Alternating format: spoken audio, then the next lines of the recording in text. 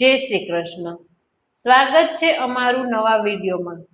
આજે આપણે શ્રીમદ ભગવદ્ ગીતામાં શ્રી કૃષ્ણ અર્જુન વચ્ચે થયેલ સંવાદમાં કર્મયોગ નામના ત્રીજા અધ્યાયનું મહાત્મય અને ફળ વિશે સાંભળીશું.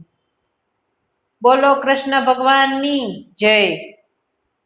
પાર્વતીજીએ શંકર ભગવાન અને લક્ષ્મીજીએ વિષ્ણુ ભગવાનને કહ્યું, હે પ્રભુ, આપ હવે મને ત્રીજા અધ્યાયનું મહાત્મય ને તેના ફળ વિશે જણાવો, જે સાંભળી અમે કૃતાર્થ થઈએ. આથી કરીને શંકર ભગવાને પાર્વતીજીને અને વિષ્ણુ ભગવાને લક્ષ્મીજીને આ મુજબની કથા કહી સંભળાવી. કૌશિક વંશમાં જળ નામનો એક બ્રાહ્મણ થયો. તે વેદશાસ્ત્ર જાણનાર હોવા છતાં પોતાના કર્મે કરીને અધોગતિ પામ્યો હતો.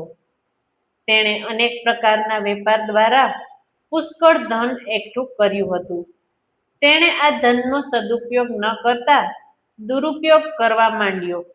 જુગાર, શરાબ, વેશ્યાગમન વગેરે દૂષણોમાં પડી તેણે સઘળું ધન ગુમાવ્યું. તેથી કરીને તેણે ચોરીના રવાડે ચડી ફરીથી ધન એકઠું કર્યું. એક દિવસ કેટલાક લૂંટારાઓ રાતના સમયે તેના ઘેર જઈ તેને મારીને તેની પાસે જે ધન હતું તે લઈ ગયા.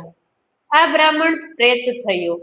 તે પ્રેત યોનિમાં તેના કર્મ અનુસાર ઘણો દુઃખી થઈ ગયો. આ બ્રાહ્મણને મોહ નામનો એક પુત્ર હતો. તે વેપાર અર્થે પરદેશ ગયો હતો. જ્યારે તે પોતાને ગામ પાછો આવ્યો ત્યારે પોતાના પિતાના મૃત્યુના સમાચાર જાણીને તે દુઃખી થયો. તેણે તેના પિતાની ઉત્તરક્રિયા કરી.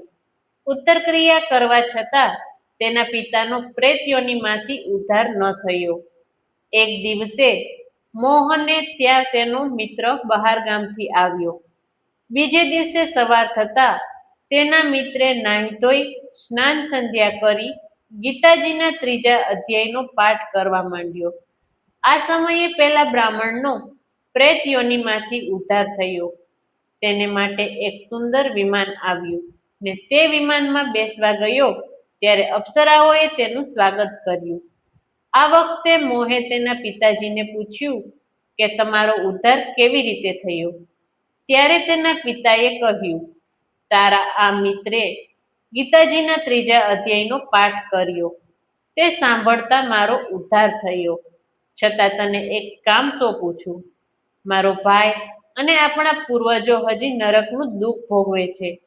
તેમને દુઃખમાંથી મુક્ત કરવા ત્રીજા અધ્યાયનો નિત્ય પાઠ કરજે. આ પ્રમાણે બ્રાહ્મણ પુત્રે ત્રીજા અધ્યાયનો નિત્ય પાઠ કરવાથી તેના પુણ્યના બળે તેના પૂર્વજોનો ઉદ્ધાર થયો. સાથે સાથે તે ને તેનો મિત્ર મૃત્યુ પછી વૈકુંઠને પામ્યા. બોલો કૃષ્ણ ભગવાનની જય.